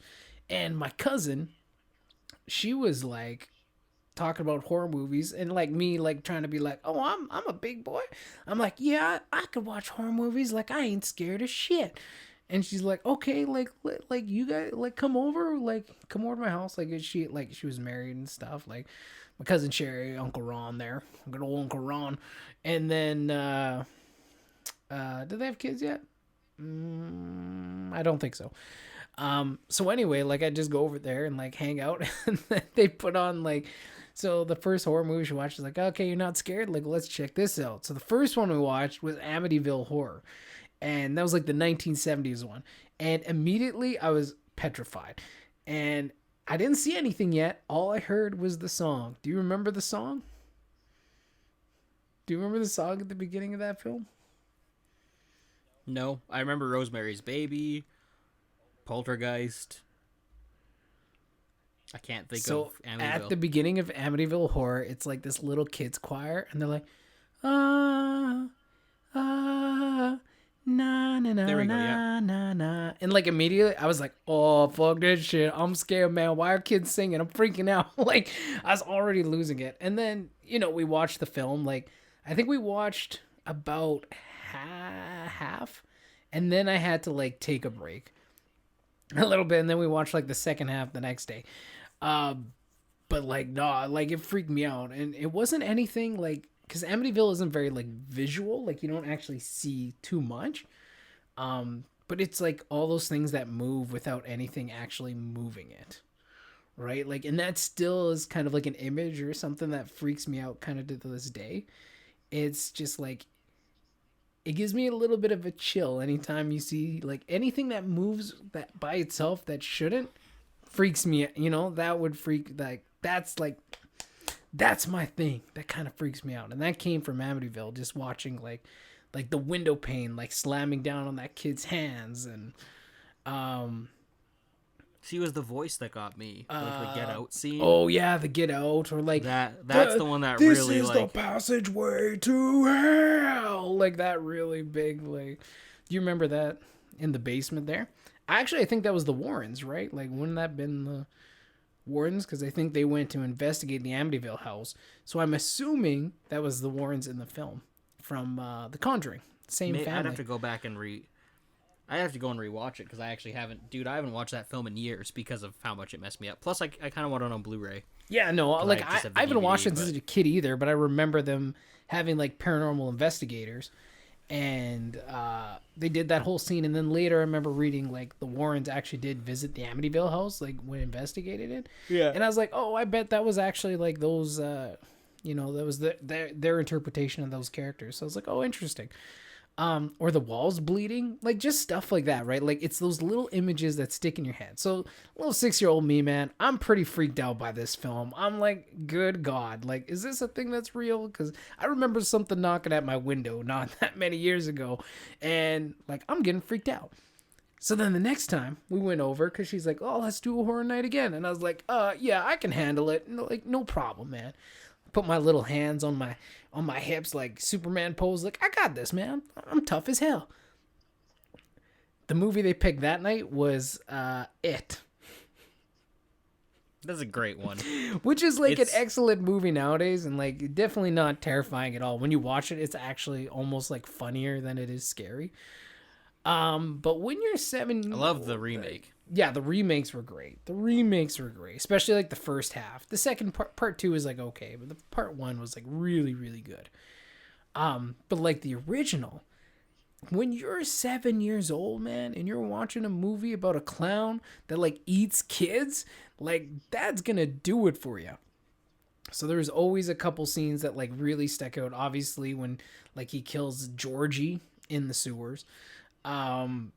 When he comes out of like I can't remember, the one kid's in like the shower and he like comes out of like the middle of like that group like shower thing. How you doing there?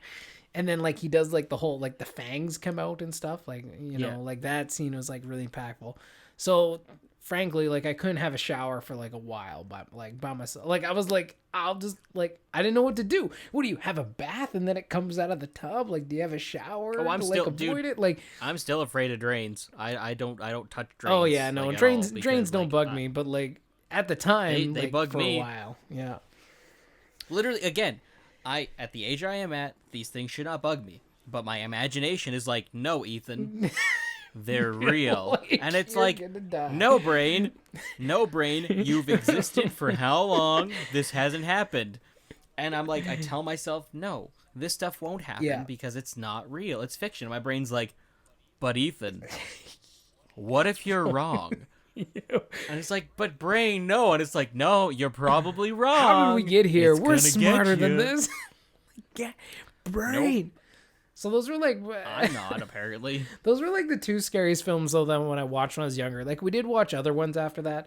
I don't really have like remember what specifically we watched. I feel like there was like a Haunted Manor or something. There was like a couple other ones we watched that weren't overly scary, or I didn't find that scary.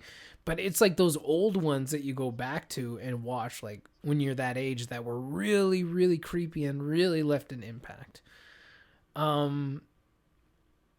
Yeah, like those are 2 really big ones for me.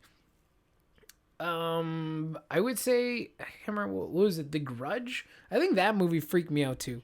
And the only scene that really freaked me out was if you've never seen it, like so she goes into that grudge house, which was like a house this like, can't remember if these kids, or I can't remember exactly the story that they go into. And this is like the American version. This isn't like the Japanese one, because there's no way in hell I was watching that. Like I know right now, like I would not, like, I was like, nope. Japanese ghost story freaked me out. The American version was enough. She like opens this door and like the kid's face is at like the top of the door, like the corner, but it's all dark behind. You just see the kid's face is like, and it like slides down, like it's like way above her, and then like slides down right towards her face, and that always like. That's an image that freaks me out, because like now like open doors and I can almost picture like a face like sliding down or getting into my face. I'm like, no. So that one freaks me out. I'm trying to think of like other ones, but like Paranormal Activity was obviously another big one for me. Like when we went, and I got a great story about that. Like me and Chris and Ethan, we're all living together. We're chilling in our what we called the dungeon, because this place that we had rented, which we kind of rented last minute, because we decided to move together last minute. So this is the first place I moved out of after high school. Same year, 2009. Yeah. 2009. And so we had this place called the Dungeon, and it was called the Dungeon because there was only 2 windows. There was one in Ethan's room and there was one in mine. and you could maybe fit through them. Like if there was a fire, we were all dead. Like that was like kind of like the kind of like it was not a legal suite. You know what I mean? Like it was not. I've been there before. It was not. Yeah. Well, that's where we watched Paranormal Activity. That's what we called it. No, I mean like I've been in those kind of those types of situations places too. Yeah. So like, and we had a great time there. Like we had, it was all just like really cheap floors. So we had rolly office chairs were our first pieces of furniture, and we just like whoever had the rolly chair, you slid to the fridge, grabbed the beers, and you like roll your ass back and crack them. We had one office chair, and I think it was like two like lawn chairs. You know what I mean? Like that was our first furniture. We had our TV stacked up. Our TV table was two milk crates. You know what I mean? Like that's how we rolled. Hey, if it works. And it was great. We did get better furniture, like, you know, like a couple weeks in, but for the first while, it was just awesome. So we had a great time there. Like we'd shoot airsoft guns at each other. We'd have big fights because the walls were like made of plastic too, pretty much. So they didn't dent or anything. So you could just have like all out like airsoft wars. We had a great time. So in October though, around Halloween, we decided like, okay, let's go watch a scary movie together. So me, Chris, and Ethan, we jump in the car and we head on down to the downtown Cineplex, which arguably its location is scarier than the film itself, but that's just where they located the theater. And we go in there and we're like, what movie should we watch? There's a couple different horror movies out that year, I think. We're like, no, let's check out this Paranormal Activity. Like, how scary could it be? Let's check it out. We got in that theater, man, and this is the thing about watching horror movies in theaters that always like just trips me right out, because there's no escape. In your house, you could leave the room. You could say, I gotta take a dump. Go to the bathroom. You could hide under blankets. You can do whatever you need to do to avoid that situation. In the theater, you are trapped. You are there. You just gotta let it happen to you. I mean, you could go to the bathroom. You can leave. You could go to the bathroom. Yeah. But then you're gonna look like a coward, and everyone's gonna throw stuff at you. Coward. No, I just got a weak bladder. I don't know what you guys are talking about. So, you know, you just sit there and let it happen to you. That's kind of the theater experience, man. It's kind of the theater experience. And you also paid for it, so you don't want to leave. You just, you know, there's a lot of motivation just to stay in your seat. So we get there, and like the theater's packed. Like it is jammed packed. I was surprised how many people wanted to see this movie. And we're sitting there and the film starts, and it's just like normal stuff, like nothing like crazy. Is like, if you've seen the film, you know nothing crazy happens at the beginning, and gradually like the events continue to increase in intensity and kind of like the bit more of the fear factor. But we're sitting there, man, and for me, again, the creepiest part about that film, and again, it wasn't when she like lunged at the camera at the very end. Yeah. It was like the shit moving by itself. Like that always will get me. And that all goes back all the way to Amityville Horror, watching that when I was 6. It's shit moving by itself that shouldn't move. Always freaks me out. Always. It'll never not. Like, it just like gets my like, it makes my like stomach tight. You know what I mean? Like anytime I see those in films, like it's not the actual like visualization of like ghosts or demons, but it's just how they interact with the world. And like, you can't fight them. You can't stop them. It's crazy. But obviously, yes, the Ouija board scene, very creepy. You know, there's a lot of different scenes in that movie when she's getting dragged down the hallway, like very creepy, right? Yeah. So, or when like, there's just like the loud thuds and like the smashes, and I mean, it was a really fun movie, and we had a great time too. Because when I get scared, I like to like make jokes just to like try and like break the tension. Because what Paranormal Activity did really, really well, which I'll also say about 2 and 3, was like the tension and how they crafted and used it. Like they didn't use a lot of jump scares in those films, right? Like it was just the tension of the situation. Like they have the one camera, I think it's in the second one. They also use the same tactic in the third one, actually, I think. But the second one has the camera that kind of goes back and forth, like between the two rooms. And like, there's the dad watching the couch in the one, I think it was the second one, watching the couch. And then it goes back to like the other like room, nothing. But as you're going, like there's a wall, right? So you don't quite see the other room yet. So every time you're going back to the other room, you're like, what's going to be there? What's going to be there? What's going to be there, right? And like, I don't know, there was like nothing for like 2 turns, and all of a sudden you go back and it's like there's the figure standing there like under the sheet kind of thing, and then it's gone and the sheet falls, you know, like it's just like stuff like that. And how they had like that low bass come in anytime like the demon showed up in the room, like that low bass started to rumble, so you know shit was gonna go down. Like, it was so well done as far as tension goes. But like, that was just like one of my favorite memories. And at the end, she jumps at the camera. The whole theater is like dead silent. Like, you could drop a pin, man. Like, if you had like the airiest fart, someone would hear it. You know what I mean? Like, it was like no one was moving. And I'm just all like, I guess we're all sleeping here tonight.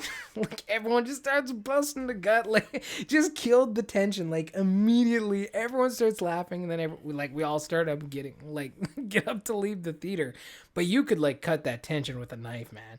Like, there was not one person in that theater that was like, son of a bitch. So then the story gets even better. So that movie freaked us out. Like, we go back home. We each, like, before we go to bed, we're like, we got to take, like, shots. So we each do, like, 3 shots because, you know, why not? We're that age. It's perfect time to do shots.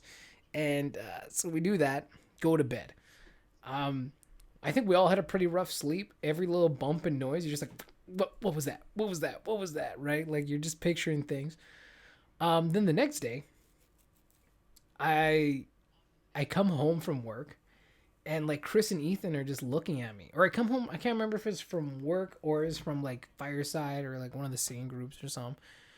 And they're just like looking at me like dead straight. And I'm like, what's going on, guys? Like, they look like they're both like white and they're drinking. So I'm like, okay, you guys are drunk, but like clearly you look really freaked out as well. And they're like, someone just called. And they're like, I'm like, okay, who called? They're like, we don't know. It was a chick. I'm like, yeah, what she want? Like, she was looking for Mika. And I'm just like, fuck. Because that was like her boyfriend's name in the film, right? Was like Mika. Yeah. So like some chick called our house the next day and like she sounded like the chick from the film looking for Mika. And then we're like, more drinks, boys. More drinks. Like, what are the chances of that? Like, how many people? Are you sure your friends weren't? Are you sure they weren't just playing a joke on you? No. They were like straight up true. I believe them because they were pretty like rattled. Like, they kept talking about after. Even when I went to bed, they were still talking about it. But no, man. Like, and like, what are the chances of that? Like, how many people do you know named Mika? I know the guy in that movie, and I'm pretty sure there's a guy who used to make music and that back singer? in the singer. Right? Yeah. I could be brown, I could be blue, I could be violet sky, I could be purple, I could be anything you like. So like literally the only 2 people I know named Mika. So what are the chances? What are the chances that the next day we get that phone call? It was super, super creepy.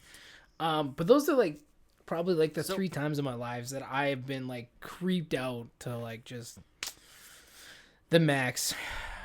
Man, and it wasn't like anything specific. It's just like those, or not anything like, it's not any film itself. It's just those specific moments that you take back with you that really laid impact on you and like live in your brain. And that even today, like I still think about them or you still see them and you're like, oh man, do I want to turn on this light? Probably. Were you one of the people who believed that it was a real thing when it first came out? We did for like a day, I think. Because I know that was like the big hype around this one. Is like, no, guys, it's actual footage of they actually got something. And like, no, for a long time, there was a lot of people like on the internet and all around. Because I did a bunch of my research when you wanted to show me on it, and that's how I found out that it was fake. Yeah, like I had to like look deep. Yeah. To find out. But like there was a huge movement of people who was like, no guys, paranormal activity is proof that the paranormal exists. Oh my goodness, everybody. And let's put it at a movie theater. Exactly. I wanted to believe it was true. You know what I mean? Like I wanted to like, cause you want like I said, I kind of like scaring myself. Like I enjoy, like it's kind of weird. I get a rush out of it, I guess. Well, you used to go to haunted houses, didn't you? Yeah, Like, for a little while and stuff like that. But that's almost a little like too much like intense for me too, because there's a lot of jump scares in those, right? So it's like a bit too much like stimulus there. Um, but no, like I want to believe it's true just because it's more fun. But like obviously, if there was actual paranormal footage like that, that shit would not be in the movie. They wouldn't be like, that's a movie. You know what I mean? Like that shit that would would be like, be this is news. like exactly like, or like yeah, or this is recent footage. It'd be in the news whether people believe it or not. I don't know, but like it would be pretty significant. And obviously with the second one and the third one, like it was pretty obvious. But the fact that Well, it as was soon as they announced the sequel, everyone's like, yeah, and that was the same with the Blair Witch too, right? When it came out, they're just like, "Oh, this is real, this is the truth," kind of thing, right? Like yeah, that's why they put it in a movie and like made you pay to see it because it's definitely the truth. But like they do a really good job at making it convincing, so that it's like if you want to play along, you can. If you want to believe it's the truth, you can believe it. Like they do a good enough job to allow you that fantasy, even if you know it's like, nah, man, this is just a movie. But it definitely freaked us out though when we got that phone call the next day because they're like, what were the chances of that? And then your head just starts playing games with you. We're smarter than this. How did we get here? You're just like, but yet, here we are. Here we are. oh, trust me, if that would have happened to me, I probably'd still be like again, 10 years down the line, I'd still be like, but guys, this one time, holy crap. Yeah. But it didn't happen to me, so I'm fine. So you're good. So I'm okay. So you're good to go. Yeah, no. And honestly, the first Paranormal Activity, that's still one movie that I probably still have a hard time watching. Just because of like the levels of tension in it. Like it was just done really well. And it brings back all those things that like all those images, right? Like cuz you see them again and it just reinforces those same thoughts and same feelings over and over again. But yeah, no, we haven't watched that for a while. Maybe I should maybe I should like just message Chris and be like, let's watch some Paranormal Activity. I also don't like just like thinking about that like, stuff or nope. watching those things because it's like I feel like I'm like encouraging that type of shit into my life. But me and Chris had many ghostly adventures. We were like good horror movie type, like go ghost investigating type buddies. So it was fun. It was fun. Ghost hunters. Yeah, well, we did a little bit of that. Nothing like substantial, but like enough just to kind of creep you out for a bit. And then go like, this is maybe a bad idea. Hey Let's guys, stop like, this. why are we still doing this? But yeah, no, it was fun. We had a good time, and like that's why I like horror movies, man, because they're just fun. Like it's fun to scare yourself. Like it's fun. Like you can laugh about it after. And maybe at night you get that chill down your back and it's a little tough to sleep, but at the end of the day, like, yeah, it's fun to scare yourself. Because most of it's probably not going to, even if it is real, it's probably not going to happen to you. Probably. But maybe. But probably not. But you never know. But who knows? That's why we don't bring Ouija boards into the house, because that's just upping the percentage chance. Paige. No Ouija boards. What if she was like Beetlejuice and you say her name 3 times? Oh man, she's just like in my house. That knocks on the door and just... Dude, I would shit my pants right now. That's an even scarier thought. Hi, Paige. Yes, speaking of Paige, that's where our question of the day comes from. Nice. I'm totally stealing that, not because I couldn't think of one, but because it was a good one that actually fit really, really well with our topics. Also, he couldn't think of one. Specifically with the monster topic. No, I could think of plenty. I just couldn't. I just didn't, because I knew I didn't have to. Fair enough. Because Paige was wonderful and gave us this one. Fair enough. And Paige is wondering, what movie creature, it doesn't have to be an evil monster, but what movie creature are you tired of seeing portrayed in a particular way? Why? And how would you design them differently, or what would you change about them? Interesting. You know what? Like, again, I don't watch a lot of monster movies, so again, I'm not like the best It person doesn't to have to always. be a monster. It can be Well, she did say monster though, right? movie creature. Doesn't have to be an evil monster. Oh, okay. That's portrayed in like a certain way over. Okay, let me rethink this then. Yeah, like it's kind of a tropey kind of. Yeah, yeah. Let me rethink this. You go first. You go first. Let me think about this here. I have an answer, And that's and I why I didn't think said I you had go this first, answer. because I'm like, I'm sure Ethan's got an answer to this.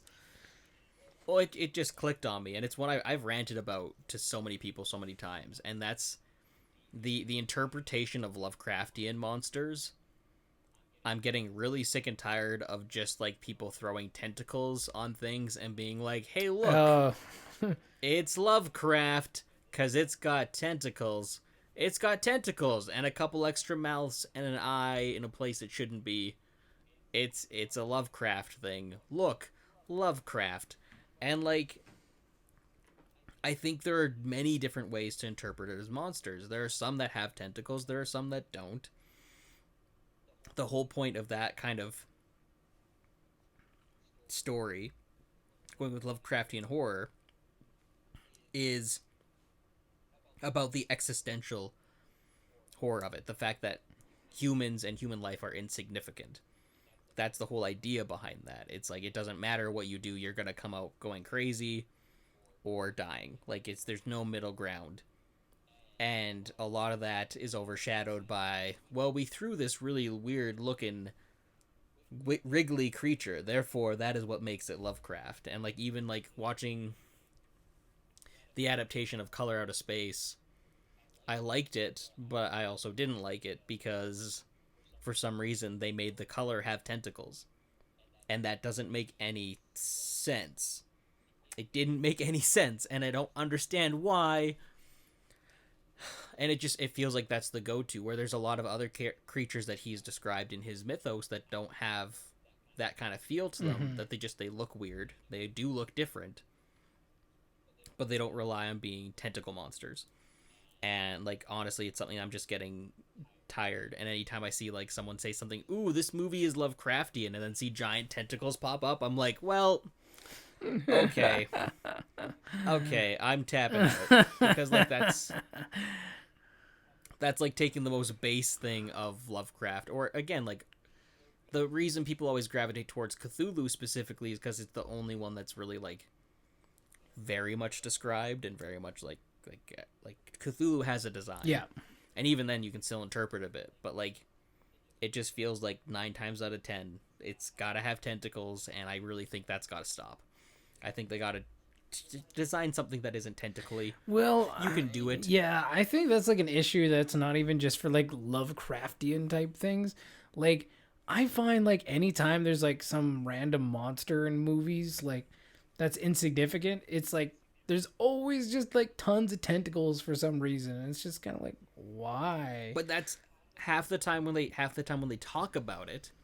Because I want to say, like, when they talk about stuff in behind the scenes, they're like, "Oh, we were going for a Lovecraftian feel," and it's like, but why? But why were you? Why would you assume that tentacles mean Lovecraftian? Yeah. And it's because people have decided that that's what it means, and I think that's it undercuts a lot of what It's actually about. was actually, yeah, what was actually terrifying about his stories. The real terrifying thing is now the racism, sexism, and all that stuff that he believed in as a person, because he was not a good person. But That is terrifying. like, but really, like again, the a lot of the horror that comes from the Lovecraft stories, for me, it's never about the tentacles. It's about the existential of it. Like it's about the stuff that's like, oh, like it's the stuff that, again, it's the stuff that sticks with you. Yeah. But a lot of it, it's just like, well, what can we base down to our interpretation of this that people can just translate and relate to? And I think it's unfortunate that it's become tentacles. And I'd like to see something else. I'd like to see an alternative to tentacles. Yeah, no, I hear that. What about you, Matt? Man, Got an this answer is yet? still this is a really hard question. Like, it's a really good It's question. a good one, though. Like, it's a really good question. And off the top of my head, like, I'm just having a hard time thinking about it or coming up with it. Because it's not Was like there there are movies that use kind of like generic things, but I'm just having a hard well, like so having a hard specifically? time picturing something that I'm like specifically like, ugh, this again. Okay, so specifically think about like for you maybe not monsters, but think about like ghost films or possession films and stuff like that. That really like because you watch more of those than monster movies. Is there a specific like trope or a thing that happens or a way they design them that like really just bugs you? Because I have another one now in my head. Um, I guess like the one thing that does kind of bug me when I think about yeah, I guess like those types of films and stuff. Yeah, if those are acceptable. It's kind of like the weird outlandish types of design sometimes. What was really impactful about Amityville Horror and Paranormal Activity is these spirits or these demons were you didn't see them. You know what I mean? Like Yeah. you didn't see them. You couldn't physically see them, and that's kind of like that's what makes that shit scary. Like things move on their own, and etc. etc. You're getting controlled by forces you cannot see or fight. When you get these like demons, like, and I'll use specifically like kind of like The Conjuring, right? Like, or specifically The Conjuring 2. Like when you had the nun there, when you had the creepy like Yeah. walking guy from The Thing, right? It's like, The crooked yeah, the man. crooked man. Like, and even in like, which one was that again now? Same male actor from uh Conjuring, and I'm trying to remember. Was it like Oh, Insidious. Insidious, where it's like that red, Yeah. like the red ones, Yeah, right? the lipstick demon. Yeah. So like, types of things like that bug me because now you're breaking my immersion, like you're breaking my reality. And like, not that I'm saying like demons can't look really weird and effed up. I don't like the trope of actually seeing the demon because it's like I don't want to see them. Like, because for me, like what we create Well, and what we make like with makeup and whatever else, it like almost like kills that immersion. Like it's way scarier to not be able to see it, to not be able to fight it. Um, to not be able to have that impact. And for the most part, The Conjuring does do a fairly good job with not seeing it all the time. I think it was like the first one you didn't always like see it, right? And even the second one, there was a lot of moments too where you didn't actually see what was like going on in that situation. But yeah, it's like the see, actual when I like like for the visualization. Conjuring films, I liked the crooked man because it was a unique looking thing. Hmm. But then for the nun, he is okay. It's a creepy nun. Yeah, Same thing with like the witch in the first Conjuring. It was like okay, she just looks kind of like a zombified person. yeah. Insidious, the lipstick demon was cool, but he looked too much like Darth Maul, Very much like right? Darth Like Maul. Yeah. I mean, like, and yeah, I feel like there's a good point to creature design because I mean like the Exorcist, the way they went with her, where they made it very subtle makeup. I think that was tops. yeah. Like that was great. I think there's to me there's ways to do it, and I think that's I agree with you 100%. I agree with you where it's like sometimes I'm kind of I agree and I disagree because sometimes I think the designs don't go far enough, Hmm. and sometimes I think they're trying way too hard. Well, They overcomplicate things. like for me, like let me like, and maybe this is just me talking from someone who very much like you, we have sometimes overactive imaginations, right? Like the idea of what it looks like or the idea of what it is to like, to me, like I can come up in my head and picture something way freakier, scarier that's actually causing the situation than like what anyone has created thus far on screen. You know what I mean? Like there's no Yeah. visualization of the actual spirit or demon that like scare me, because anything like what it looked like in my head prior to that was scarier than whatever they showed me, right? So it kind of kills my immersion. Like I'm not longer really afraid of it because I'm like, this isn't something that would actually happen. Like I don't think you would actually see this. Maybe you would. I don't know. Never been in that situation. You know what show does a really great job? Oh, what the hell is it called? I think it's on Netflix still. I'd have to like look it up again. Is it the House on Haunting No, Hill no, or no. Like no, Haunted no. Hill? Those are like show. These are like real life testimonies and stuff. And I think it was like Oh, paranormal. I okay. can't remember if it's like paranormal experiences. Oh, Paranormal Survivor. Paranormal Survivor. It's actually a really decent series. I think it's still on Netflix. Very creepy and like the Did it visualization. scare you, Dude, Matt? it actually probably scared me more than a lot of these other movies, right? Like just because it's like these people's like stories and stuff. Whether you believe them or not is completely up to you. But a lot of the like artistic interpretations wasn't always visual, or if it was like subtle. Like there was one that I remember where it was like whatever this spirit or demon is, it made like a really wide smile on however it like manifested itself. So I think one Yeah. point it was like a clown because okay, maybe clowns are generic too. That's another thing. Like clowns are maybe a little overdone in horror. Or like a man or whatever else, but it had like this really, really like wide smile. And like there was nothing overly freaky about like that episode wasn't like the worst, but it was like just that visualization. I'm like, to me that's good. Like I like the subtle things. I don't like the big over the top recreations or Well, it's imaginations of it. honestly like kind of piggybacking off that too. Like one thing I'm tired of are the creepy dolls. And it's not that dolls aren't creepy. It's the fact that like specifically when I think of Annabelle, Yeah. I'm like that's the doll itself isn't that like they designed it to be creepy, Yeah. and that makes it somehow less creepy. Yeah, well, 'Cause it's like it's you look at the this real Annabelle is like a cool, Raggedy Andy doll, right? Like it's not yeah, creepy at and all. Yeah. that coming to life and doing weird things like that's Yeah. terrifying. But I'm sorry, who in their right mind looks at the doll that's in the movie and goes like, "This is a perfectly normal looking doll. We should give this I'll to our invite kids." this- Like, yeah, exactly. I will invite the spirit of this thing asking to come into this creepy looking doll." Sure. Yeah. Like, whereas you could see someone being like, "Hey," this spirit's asking to be let into this Raggedy Ann doll. That's harmless." Yeah.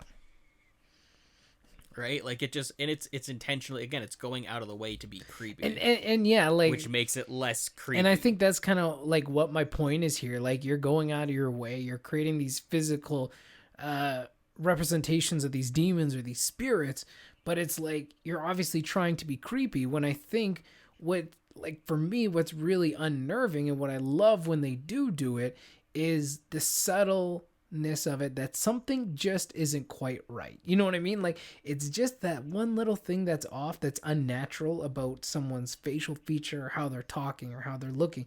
Or again, like the big smile. Like it's just that one little thing that throws you off that's like that is something I can believe. That's what makes it believable. That's what makes it stick with me. That something just isn't quite right. Like, and it's just one little thing. But when you go way out of your way to make it scary, then for me, it kind of ruins a horror movie for me. Like, then it kind of takes me out of it. You know what I mean?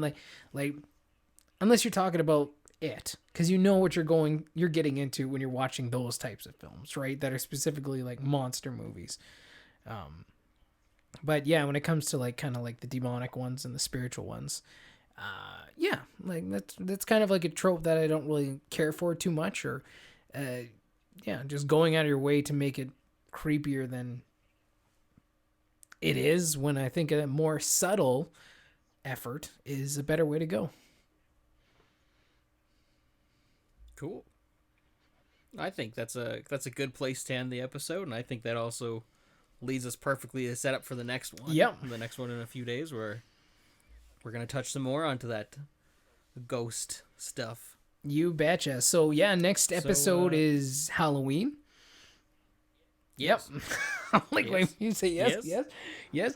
So yeah, next episode that we have coming for you guys is on Halloween. This is kind of like our countdown to Halloween, one final episode before the big one. And yeah, I'm excited. I love Halloween. It's a fun time. Like it's a creepy time, but it's a fun time. And candy's always great. It's worth it. Candy is great. Exactly. It makes my waistline the best happy. part of being the best part about being an adult is when you realize you can just go and buy Halloween candy whenever. Yeah, exactly. You're just like, man, I don't need an excuse. Oh man. Oh, it's Halloween. Oh, here's 60 chocolate bars I didn't need to eat. Yeah, I just bought like a giant container of jujubes. Ate them by myself. No worries. That's You have kids, Matt. Come on, don't. Well, I mean, one of them's probably too young to eat them. Yeah, he can't eat them yet, so it's all mine. All mine.